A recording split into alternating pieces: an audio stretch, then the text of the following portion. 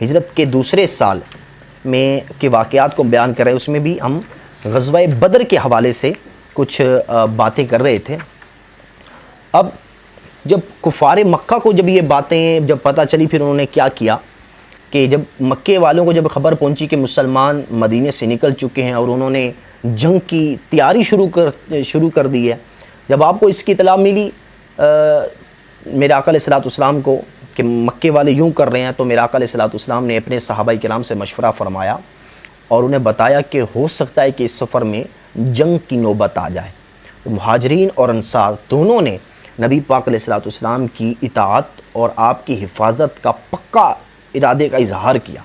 اور مدینہ شریف سے 1 میل دور میرے آقا علیہ الصلوۃ والسلام نے پھر لشکر کا جائزہ لیا پورے کا، اور چھوٹے بچوں کو واپس جانے کا حکم فرمایا، اور کچھ مزید بھی ضروری اقدامات فرمائے، اور پھر آپ بدر کے میدان کی طرف چل پڑے۔ اس کی تفصیل سیرت کی کتابوں میں مل جائے گی، کیونکہ ہم اس میں مختصراً کیونکہ کوشش کرتے ہیں کہ جو ضروری ہے مختصر وہ اس چیزوں کو بیان کریں۔ اب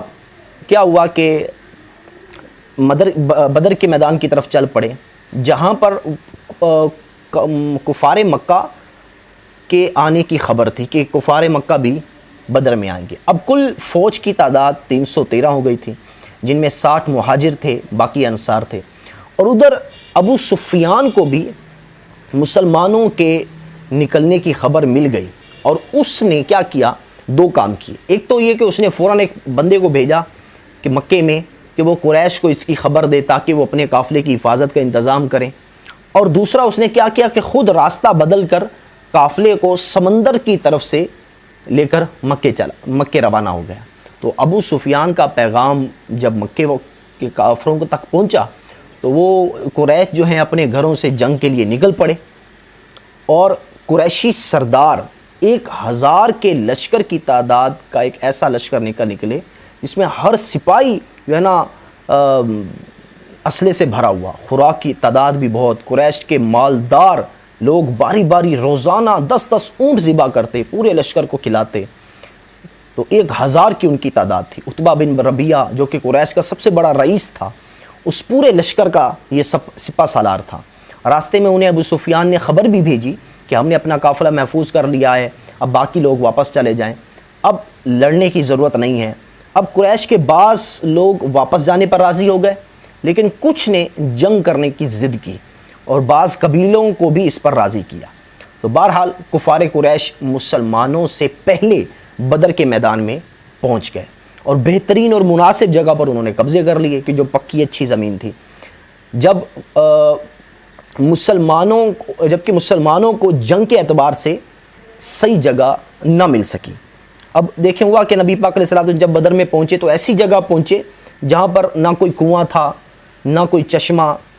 اور وہاں کی زمین بھی اتنی ریتلی تھی کہ گھوڑے کے پاؤں بھی زمین میں دھس جاتے۔ تو یہ دیکھ کر صحابہ کرام نے حضرت حباب